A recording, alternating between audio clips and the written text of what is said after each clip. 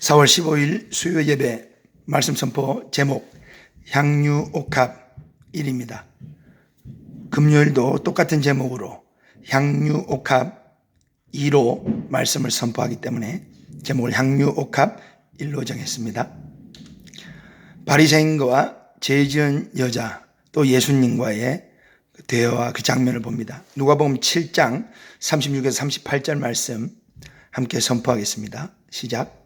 한 바리새인이 예수께 자기와 함께 잡수시기를 청하니 이에 바리새인의 집에 들어가 앉으셨을 때 그 동네에 죄를 지은 한 여자가 있어 예수께서 바리새인의 집에 앉아 계심을 알고 향유 담은 옥합을 가지고 와서 예수의 뒤로 그 발 곁에 서서 울며 눈물로 그 발을 적시고 자기 머리털로 닦고 그 발에 입 맞추고 향유를 부으니. 아멘. 여러분, 이 말씀, 이 이야기 잘 알고 계시죠? 한 바리새인이 예수님을 자기 집으로 초대했습니다. 그때 그 동네에 죄 지은 한 여자가 예수님을 찾아 들어왔습니다. 다짜고짜 눈물로 그 발을 적시고 머리털로 그 발을 닦고 그 발에 입을 맞추고 향유를 그 발에 부었습니다. 놀라운 장면이죠. 이 향유가 실제 얼마나 가치 있는 그렇게 리치한 그런 그때 당시에 예물이었다는 걸 여러분들이 들으셨을 것입니다. 여자들이 혼수품으로 평생을 준비하는 향유 옥합이라는 걸 알고 계시죠? 그것을 이 여인은 깨트린 겁니다. 평생을 준비한 향유 옥합을 한 번에 깨트린 겁니다. 생활비 전부를 바친 과부의 두렙돈, 그보다 더 큰 비교할 수 없는 그 여인의 온 마음, 모든 정성을 다 바쳐서 예수님을 예배하는 모습을 봅니다. 이 깊은 의미는 예수님의 그 장사를, 십자가의 죽으심을 기념하는 모습이라고 예수님 말씀하셨죠. 이것을 전혀 깨닫지 못하고 예수님을 초대했던 이 한 바리새인은 황당한 걸 보게 되는 것입니다. 그 바리새인의 입장이 어땠는지 우리가 다음 말씀을 통해서 한번 생각해 보겠습니다. 누가복음 7장 39에서 42절에 이 바리새인의 생각이 나옵니다. 그리고 그것을 아시고 그 바리새인에게 예수님이 비유를 통해서 이 딸이 하는 행동이 어떤 행동인지를 알려주시는 것입니다. 이것이 죄 사함받고 구원받은 기독교인 저와 여러분 같은 크리스찬들에게 얼마나 중요한 의미를 담고 있는 말씀인지 모릅니다. 먼저 바리새인의 생각과 예수님의 비유를 들어봅시다. 누가복음 7장 39에서 42절 말씀 선포합니다. 시작. 예수를 청한 바리새인이 그것을 보고 마음에 이르되 이 사람이 만일 선지자라면 자기를 만지는 이 여자가 누구며 어떠한 자 곧 죄인인 줄 알았으리라 하거늘 예수께서 대답하여 이르시되 시몬아 내가 내게 이를 말이 있다 하시니 그가 이르시되 선생님 말씀하옵소서. 이르시되 빚 주는 사람에게 빚진 자가 둘이 있어 하나는 500데나리온을 졌고 하나는 50데나리온을 졌는데 갚을 것이 없으므로 둘 다 탕감하여 주었으니 둘 중에 누가 그를 더 사랑하겠느냐. 예수님을 청했던 이 한 바리새인은 더러운 죄인, 그 죄 중에 있는 여자가 와서 예수님의 발에 입을 맞추고 머리털로 닦고 눈물 콧물 흘리는 게 도무지 이해가 되지 않는 것입니다. 그리고 예수님도 이해가 안 돼요. 가만히 있는 예수님도 이해가 안 됩니다. 만약에 이 사람이 선지자라면, 이 부분이 너무 중요합니다, 여러분. 누구라고요? 이 사람이 선지자라면, 이 사람이 만일 선지자라면, 이 부분을 꼭 기억하십시오. 예수님을 청한 한 바리새인은 예수님을 하나님의 아들로 믿지 않았습니다. 그저 한 사람으로, 그저 선지자로, 선생으로 믿었던 것입니다. 그래서 홀대했던 것이죠. 하지만 이 여자는 어떻습니까? 이 여자는 예수님을 그렇게 대하지 않았습니다. 구원의 주로 우리를 대속하신 화목의 제물이 되시는 유월절 어린 양으로 대했던 것입니다. 이 바리새인은 이 여자가 하는 행동을 전혀 이해할 수 없었던 것이 당연하겠죠. 오히려 예수님마저 오해를 하고 있지 않습니까? 이거 죄인인 줄 알았을 텐데. 예수님은 이 바리새인이 어떠한 생각을 하고 있는지 다 아시고 창세로부터 감추인 것을 비유로 풀어서 전달하십니다. 500데나리온, 50데나리온 빚진 자를 통해서 둘 다 탕감을 해주었다면 누가 탕감해 준 자를 더 사랑하겠느냐, 더 감사하겠느냐, 더 찬양하겠느냐, 더 예배하겠느냐, 더 받들겠느냐, 더 깨뜨리겠느냐, 더 순종하고 더 복종하고 더 따라가겠느냐. 당연히 10배의 차이만큼 많이 탕감받은 자가 더 사랑하겠지요. 다음 말씀 보겠습니다. 바리새인이 정답을 이야기합니다. 누가복음 7장 43에 46절 말씀 선포합니다. 시작. 시몬이 대답하여 이르되 내 생각에는 많이 탕감함을 받은 자니이다. 이르시되 내 판단이 옳다 하시고 그 여자를 돌아보시며 시몬에게 이르시되 이 여자를 보느냐? 내가 내 집에 들어올 때 너는 내게 발 씻을 물도 주지 아니하였으되 이 여자는 눈물로 내 발을 적시고 그 머리털로 닦았으며 너는 내게 입맞추지 아니하였으되 그는 내게 들어올 때부터 내 발에 입맞추기를 그치지 아니하였으며 너는 내 머리에 감람유도 붓지 아니하였으되 그는 향유를 내 발에 부었느니라. 아멘. 시몬이 대답했습니다. 그 바리새인이죠. 많이 탕감받은 자가 더 사랑하고 감사하고 기뻐하고 즐거워하고 찬양하고 예배할 줄 압니다. 모든 것을 다 깨트려 하나님을, 그 예수 그리스도를, 그 장사를 기념할 줄 압니다. 영적인 의미는 이와 같습니다. 예수님께서 말씀하십니다. 하지만 너는 내가 네 집에 들어올 때에 발 씻을 물도 주지 아니하였다. 이 여자는 눈물로 내 발을 닦았다. 머리털로 내 발을 닦았다. 너는 내게 입맞추지도 않았다. 내 볼에도 입맞추지 않았다. 하지만 이 여자는 내 발에 입맞추기를 그치지 아니하였다. 계속해서 입맞췄다. 예수님 발이라고 냄새 안 났겠습니까? 땀으로 흙으로 젖어 있는 발, 발 씻을 물도 주지 않아 씻지도 못한 그 발을 계속해서 눈물을 닦고 계속 입을 맞추며 울고 있습니다. 너는 내 머리에, 발이 아니라 머리에 감람유도 붓지 아니하였으되 그는 향유를, 평생 모은 향유를, 그의 모든 소유를 내 발에다가 갖다 부어버렸다. 너무나 큰 차이죠. 100배 이상의 차이인 것 같습니다. 하늘과 땅 차이인 것 같습니다. 예수님께서는 누가복음 7장 47절 말씀으로 이야기를 마치십니다. 함께 선포합니다. 시작. 이러므로 내가 내게 말하노니 그의 많은 죄가 사하여졌도다. 이는 그의 사랑함이 많음이라. 사함을 받은 일이 적은 자는 적게 사랑하느니라. 아멘. 적게 사함받은 자는 적게 사랑한다. 많이 사함받은 자는 많이 사랑한다. 적게 사함받은 자는 발 씻을 물도 주지 않는다. 하지만 많이 사함받은 자는 그 발에 입맞추기를 그치지 않는다. 눈물로 그 발을 씻어준다. 발 씻을 물도 주지 않는다.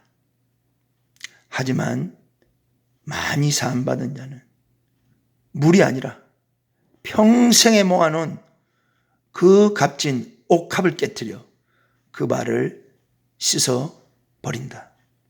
할렐루야. 여러분, 누가복음 7장 48에서 50절 말씀을 먼저 선포합니다. 시작. 이에 여자에게 이르시되 내 죄사함을 받았느니라 하시니 함께 앉아있는 자들이 속으로 말하되 이가 누구이기에 죄도 사하는가 하더라. 예수께서 여자에게 이르시되 내 믿음이 너를 구원하였으니 평안히 가라 하시니라. 아멘. 여러분, 예수님께서 엄청난 말씀을 선포하신 겁니다. 내 죄사함을 받았느니라. 이것이 신성모독이라고 십자가에 못 박은 죄목입니다. 여러분, 여기 함께 앉아있는 자들을 보십시오. 똑같은 자들입니다. 바리새인 아니면 사두개인들이겠죠. 이들의 말을 들어보세요.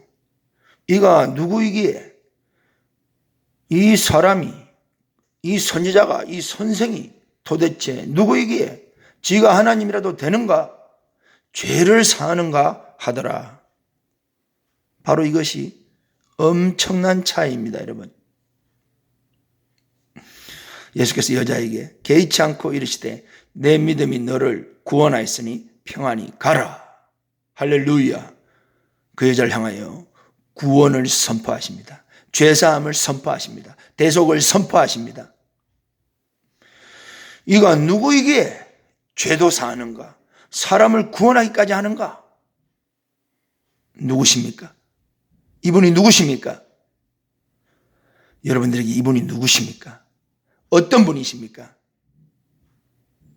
그 의미의 차이에 따라서 여러분은 이 시간 한 바리새인 또는 그와 함께 앉아 있는 자들일 수도 있고, 그 의미의 차이에 따라서 여러분들은 옥합을 깨트린 그 여인과 같은 자일 수도 있습니다. 삶을 돌아보기를 원합니다. 여러분들의 신앙을 돌아보기를 원합니다. 소위를 살피기를 원합니다. 행위를 조사하기를 원합니다. 진심으로 예수님을 여러분 가정에, 여러분 삶에 구주로 영접하셨습니까? 내 죄를 대속하시고 사실 수 있는 권세 있는 천지를 창조하신 여호와 하나님, 다시 오셔서 심판하실 임마누엘, 만왕의 왕, 만주의 주 하나님으로, 하나님의 근본 본체로, 우리의 구세주로, 내 영혼의 구세주로, 지옥 갈 나를 천국으로 인도하시는 유일한 구세주로 인정하고 있습니까? 믿습니까? 그리고 그 구원의 즐거움, 그 하박국의 찬양, 그 가치가 여러분에게 모든 것을 팔아서 그 밭을 사기까지, 그 어떤 값진 것이라도 다 그 발 아래 깨트리기까지 정말 가치 있습니까? 귀합니까? 여러분, 이것을 꼭 이 시간 돌아보기를 원합니다.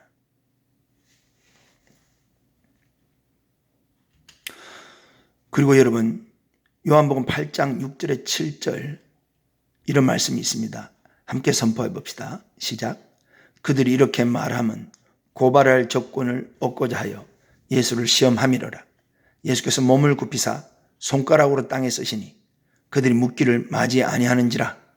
이에 일어나 이르시되 너희 중에 죄 없는 자가 먼저 돌로 치라 하시고. 아멘. 여러분, 이 바리새인과 이 죄 중에 주님을 찾아와 예배하는 여자를 보십시오. 예수님이 100분의 10의 비율로 그 이야기를 하셨다고 정말 그렇게 이 바리새인이 거룩한 사람인 것 같습니까? 이 여인만 죄를 지었습니까? 그렇지 않습니다. 독사의 자식들아 회칠한 무덤아 말씀하셨습니다. 눈으로도 간음할 수 있다, 살인할 수 있습니다. 여러분, 죄 없는 자는 돌로 치라고 하셨습니다. 10가지 율법입니다. 다 지켜도 한 가지를 범하면 범법자가 되는 것입니다. 율법이 우리를 죄 아래 가둔 것입니다, 여러분. 죄 없는 자는 없습니다. 우리는 모두 다 양 같아서 다 제갈 길로 갔습니다. 의인 없나니 하나도 없습니다. 유대인과 이방인을 다 율법으로 죄 아래 가두셨습니다. 여러분, 우리가 이것을 깨닫고 인정하기를 원합니다. 무슨 말을 하는 것입니까, 여러분? 교만하지 말자는 것입니다. 우리의 구원에 대해서 다시 한번 깊이 깨닫자는 것입니다, 여러분. 로마서 11장 6절에 기독교의 구원에 대하여 잘 나와 있습니다. 함께 말씀을 선포합니다. 시작. 만일 은혜로 된 것이면 행위로 말미암지 않음이니 그렇지 않으면 은혜가 은혜되지 못하느니라. 아멘. 여러분, 받은 구원에 대하여 의심하지 마시기 바랍니다. 오직 하나님의 은혜로 우리는 구원을 받았습니다. 만일 은혜로 된 것이면 행위로 말미암은 것이 아닙니다. 둘 중에 하나입니다. 행위로 구원을 받았든지 은혜로 구원을 받았든지. 우리가 행위로 구원을 받았다면 은혜라는 단어는 성경에서 사라져야 합니다. 우리가 받은 구원은 오직 하나님의 은혜라는 것입니다. 그 은혜가 유월절 어린 양 예수 그리스도라는 것입니다, 여러분. 십자가가 그 증표인 것입니다. 상징인 것입니다. 여러분, 그렇다고 헷갈리지 마십시오. 우리가 은혜로 구원을 받았지만은 은혜를 받은 자의 행함이 있는 산믿음으로 살지 않을 때에 알고도 행치 않은 자 더 많이 맞는다는 것을 그분의 인자하심 뿐 아니라 준엄하심도 분명히 깨달아 알기를 간절히 소원합니다. 은혜로 구원을 받았다고 구원을 다 이룬 것처럼 은혜하면서 사랑하면서 방종으로 치닫는 어리석은 자 하나 없기를 또한 당부를 드립니다.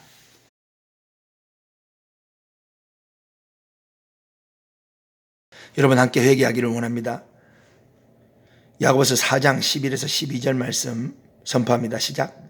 형제들아, 서로 비방하지 말라. 형제를 비방하는 자나 형제를 판단하는 자는 곧 율법을 비방하고 율법을 판단하는 것이라. 내가 만일 율법을 판단하면 율법의 준행자가 아니요 재판관이로다. 입법자와 재판관은 오직 한 분이시니 능히 구원하기도 하시며 멸하기도 하시느니라. 너는 누구이기에 이웃을 판단하느냐? 한 바리새인 곧 시몬아, 너는 누구이기에 이 여인을 판단하느냐? 비방하지 말라. 판단하지 말라. 너는 하나님이 아니다. 입법자와 재판관은 오직 하나님 한 분이시다. 구원하기도 하시고 멸하기도 하시는 분은 하나님 한 분이시다. 죄 없는 자는 돌로 치라. 너희는 모두가 죄인이다. 모두가 죄 아래 갇혀 있던 자들이다. 오직 하나님의 은혜로 구원받은 용서받은 죄인일 뿐이다. 이와 같은 겸손으로 우리가 교만하게 말하고 행동하고 생각했던 모든 비판 정죄를, 비방과 판단을 회개하기를 원합니다. 이와 같이 회개한 자들에게 하나님께 주시는 축복이 있습니다. 야고보서 2장 10절에 13절 선포합니다. 시작. 누구든지 온 율법을 지키다가 그 하나를 범하면 모두 범한 자가 되나니 간음하지 말라 하시니가 또한 살인하지 말라 하셨은즉 내가 비록 간음하지 아니하여도 살인하면 율법을 범한 자가 되느니라. 너희는 자유율법대로 심판받을 자처럼 말도 하고 행하기도 하라. 긍휼을 행하지 아니하는 자에게는 긍휼 없는 심판이 있으리라. 긍휼은 심판을 이기고 자랑하느니라. 온 율법을 지킬 수 있는 사람은 하나도 없었습니다.